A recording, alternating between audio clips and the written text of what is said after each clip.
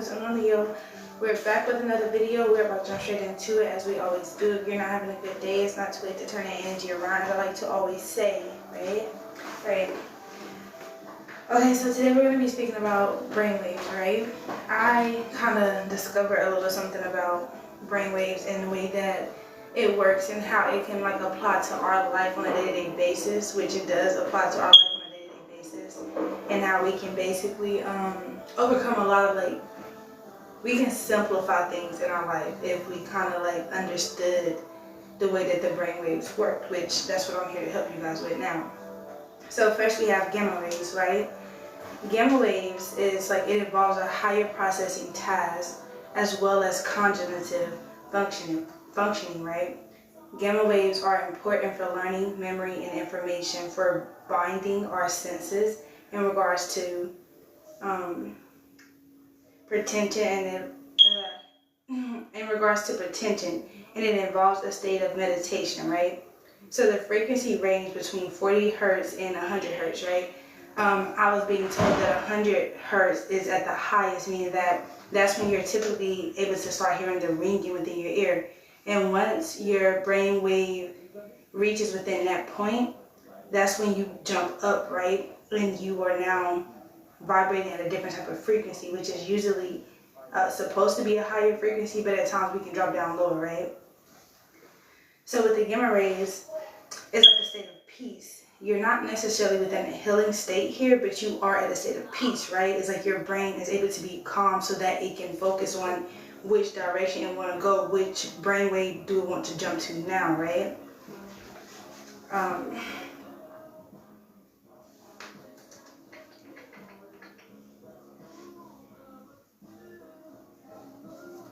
And also I wrote on here ringing, you hearing it depends on the state that you're in or the dimension that you're in, right? So not all the time when you hear the ringing, it depends on your sensitivity to be able to hear sounds, hear frequencies as well, you know? So it really just depends on how high you're vibrating, whether you can hear the frequency or not. And, or like it's like when you hear the ringing, it's like the switch of the waves, right? So it's like at times we can hear the actual switch, and at times we can't. I guess that's like the best way that I can explain that, right? So next you have beta waves, right? These are known as higher frequencies with low amplitude. And when they say low amplitude, what I feel like they mean by this is like, it's literally like the depending on, again, the dimension that you're in, you're able to like feel the density of the space. So it's like, that's why it's important to focus on your breathing depending on which brain wave that you switch to, because it's like you're literally in a whole different dimension. You're needing to understand how to completely like breathe and like live within this space, right? So if you're not breathing to the altitude that you're supposed to, it's like you're it's like an infiltration within the brain waves, and it causes like friction within the brain waves as well. So it's important to understand which wavelength that you switch to within your brain so that you can understand how to properly breathe through each like brain wave, right? So with the beta wave, these are known as higher frequencies, low amplitude brain waves that are commonly observed while we are awake, right? They're involved in conscious thoughts, logical thinking, and tend to have a stimulating effect, right? Having too much beta can lead to us experiencing stress and anxiety when you drink caffeine, or when you have another stimulation, basically when you go to an alternative other than the literal beta waves, which basically like, what they meant by this is like, when you are too much in that beta wave activity, like kind of like how I am right now, right? So it's like within this state, you're kind of like within the anxiety standpoint, right? And it can also lead to stress, but really what it is just the for one, again, what I spoke about, the air quality. So understanding and learning how to breathe properly when you're switching through these frequency waves as well. But not just that, it's like understanding that you have now reached a point of like an anxiety type of level. So you need to figure out how to properly like calm the beta waves back to where it's supposed to be. You don't want to overly hype or have it overactive within the beta area, because this causes the anxiety. Anxiety is just the sensitivity of you being able to feel the energy and auras of others around you, right? So when this happens, it basically like disturbs your natural flow when you're in beta, and then it causes it to amplify, which you have the anxiety and you have the stress. But when you're able to like when you're able to understand that you're within this space and you're able to push the outer auras away from your aura and calm your aura back down, you're able to fully function within a beta wave properly, right? So again, being mindful of which wave that you switch to and how to properly like breathe through it. Again, I wanted to tap into caffeine because anyone who really like, we're thinkers, we are sensitive to energies, we kind of do tend to like lean towards something that can kind of like help, again, amplify that natural dopamine that we're looking for, right? So if we can't find natural dopamine within the beta waves, or it's like if our beta waves are like at such a high level, a lot of times we will move towards things like caffeine and other alternatives to kind of like what we feel like it's kind of like a fix to calm us down, but it's not necessarily calming you down, if that makes sense. It's kind of like amplifying the beta waves, so then you may experience a dopamine effect of like, okay, I have my coffee, but after that dies down, you are then experiencing the amplified levels of the aftermath of it, the aftershock of it, which you are still in the beta wave area for too long at that. Like, we're not supposed to be within each one of these wavelengths too long. And if we are, we need to understand how to properly like flow with our brain within each one of these areas, right?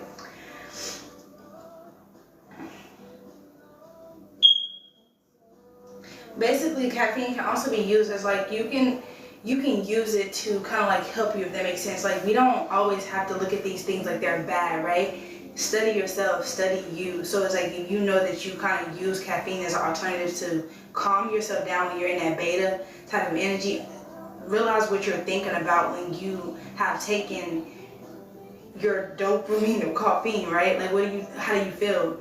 So it's like, if you can study yourself enough, you can naturally program your brain to kind of like drip off those natural dopamine energies, right? Because you've studied yourself enough to understand how you want to feel, and then you can naturally give yourself that effect if studied enough, right? Again, the brain is very powerful. It's a very powerful tool. So it's like a lot of these things naturally we produce within us. We just have to understand how to properly pull it out without overly infiltrating these different wave spaces through the outside stimulations, like, again, caffeine being one. So then we have the alpha waves, right? This frequency wave bridges the gap between our conscious thinking and our subconscious mind, right? In other words, alpha is the frequency range between beta and that I can't even get it out right now, it doesn't matter. It helps us calm down when necessary. I love this though, because these are examples. This is me switching from the beta. Beta is like the overactive. It's like you were within the conscious state, just thinking, right? Like you're mainly fixated within the frontal lobe, right? So when you go to the alpha, you're now in between worlds. Kind of like when I hit this, my brain naturally went to like, oh, I just bumped my mic, but also my brain was fixated and focused on what I was doing, which was teaching at the moment, right? So it's like my brain has switched from beta to alpha now, and I'm now in between the worlds of my conscious and my subconscious, right? So when this happens, it says, in other words, the alpha is a frequency range between the beta and theta. It helps us calm down when necessary and promotes feelings of deep relaxation, right? If we become stressed, a pheromone called alpha blocking may occur, which involves excessive beta, right? Which is what I just did. It was hard for me to calm, which still right now it's hard for me to calm myself down, because I've experienced an alpha blocking, meaning that it's like an overload and an override within my mental space. So now I'm still functioning within all of these spaces, right? This is where a lot of us in our geniusness we don't realize how genius we actually are. We don't realize how smart that we actually are, and what our brain is actually doing all at one time, right? So it's like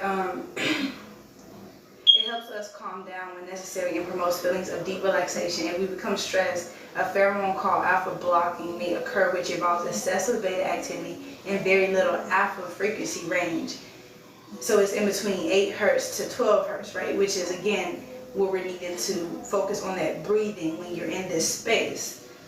A lot of times this stems from us over analyzing things, right? Causing alpha blocking, which is like your conscious is processing all of the data, your subconscious is processing all of the data, but you are now in an overthinking mode of like over analyzing every single thing that you just took in, right? And it's unnecessary. You don't have to overly analyze every single version of data that you take in, because your subconscious is actually doing that. So it's like if you were taking all of those subconscious thoughts that naturally know what to do with each one of the thoughts, and you're bringing too many of it to your conscious, it creates like an overstimulation of the alpha. So it's like these are people who are kind of like, you're stuck in that needing to like learn, expand, knowledge, like how some people go through like their psychosis when they're in this state as well, because they don't know how to bring their brain out of that alpha wave, which is super, super active. Like in this space, you can kind of like learn a lot, right? But again, allowing too much of this data at once causes anxiety. Anxiety brings back to that beta, which, like they said, excessive beta causes alpha blocking, right? So you need to then go back to beta to figure out how you can calm down that anxiety and how you can calm down that wave so that you can switch back to alpha, and then kind of like, it's like you're showing up more balanced here, right? You begin to become more balanced in this area, and so you're able to kind of like analyze data better. You're able to go like to sort through the data better, what's necessarily trash data, what needs to go here, what needs to go there. And this creates about a sense of like order within the brain as well, right? So it's like we have to bring our brain back to a state of order, because it's very chaotic, you know?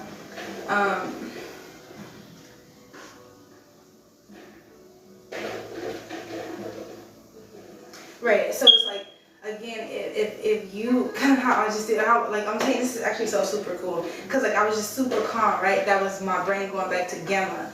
Subconsciously, I did it subconsciously, right? So it's like, but it's not a good thing, because this is why, it's like my brain kind of went into like a fog state, because it's now having to go all the way back to first step, which is gamma, which is that state of like relaxation, which is a state of trying to figure out which direction you want to go in, which way you want to go in, but you've already started the escalation of moving from gamma to beta to alpha, right? So you have to jump back down to gamma. That means that something within your processing is not, like you're not, your systems are not working good enough. So it's like you're having to go back to figure out how you can properly, your brain can properly go through each wave the way that it's supposed to, right?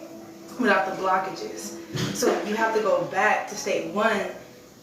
Say for instance, you're in the middle of flowing of like a very important conversation, a business call, meeting, or like you're needing to kind of like express yourself in a certain way, but you're not able to because of the fact that your brain waves are so chaotic that it's jumping from one state to this state to that state to that state. And if you're not even aware of the states that you're jumping in, you can kind of come off like sporadic to people, or like you don't know what you're talking about, or like that it's very hard for you kind of like to even explain yourself. You know, you don't even fully understand yourself. So that's why it's so important to kind of like make sure that you genuinely understand the brain, like study yourself. Because we should study ourselves more, you know? It helps. So we have theta here, right? Theta waves. This particular frequency wave is involved in like the daydreaming state and the sleep state, right? Theta waves are connected to the experiencing and the feeling of deep and raw emotions. Too much theta activity may make people prone to become depressed, right?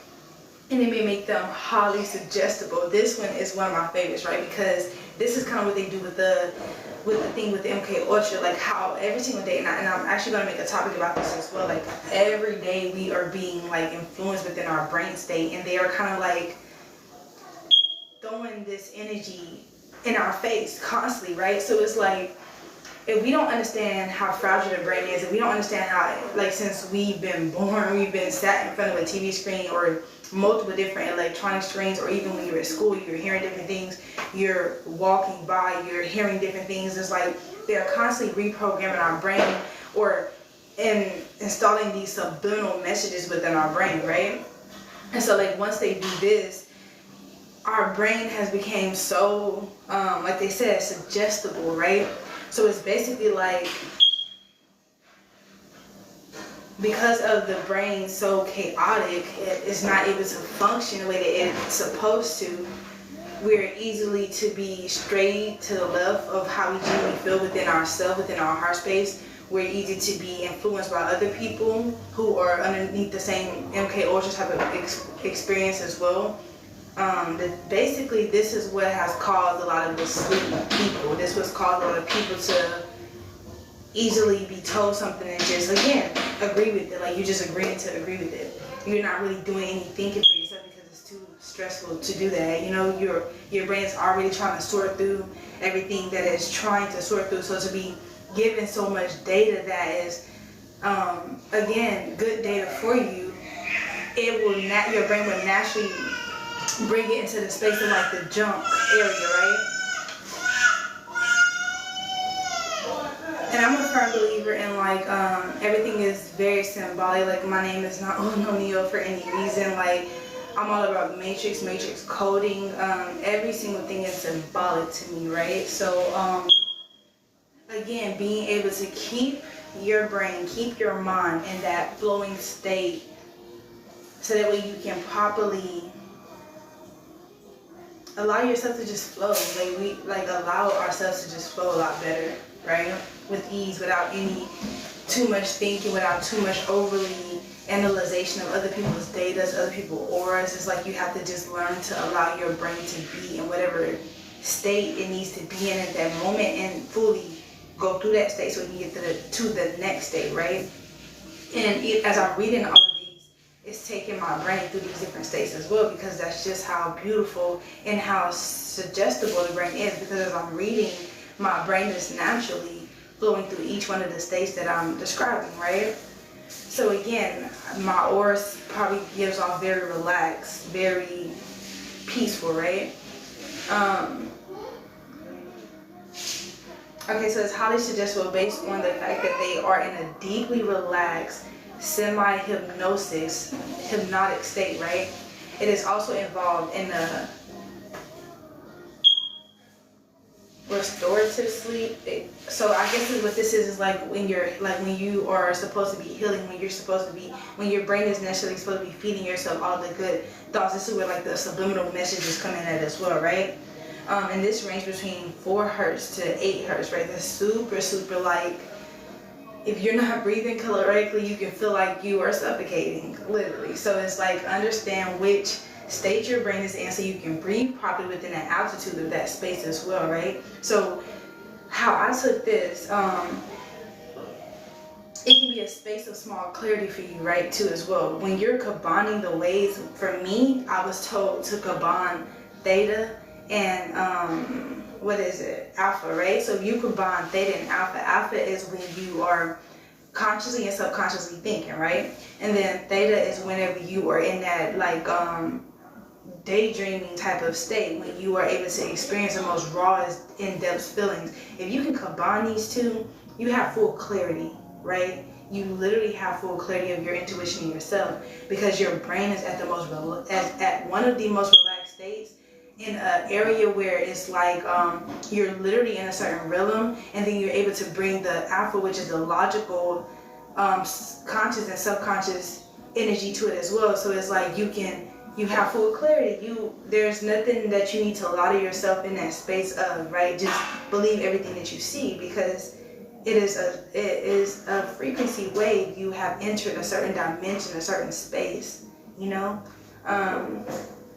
But if you're there for too long, you can not know how to kind of like bring all of these different energies down to the physical, so that you can have all these different clarities within that space, but you don't even know how to properly bring it down to the physical, which is like putting forth actions. You having ideas and you bringing it down, you thinking about a certain person, and then you seeing the signs and synchronicity to that energy, you know what I mean? Different things like that. It's like when you have full clarity, you can bring that state down and live in like a energy of like bliss. It's like literally teaching yourself how to become the most peaceful, calmest version of you, no matter what's going on outside of you, right? And then you have delta waves. These are the slowest recorded brain waves in human beings. And I like that they say recorded, because like I know it gets so much deeper than that, right? They are found most in infants and as well as young children. They are associated with the deepest levels of relaxation and restoration, healing sleep. They have also been found to be involved in the unconscious body's functions, such as regulating the heartbeat and digestions.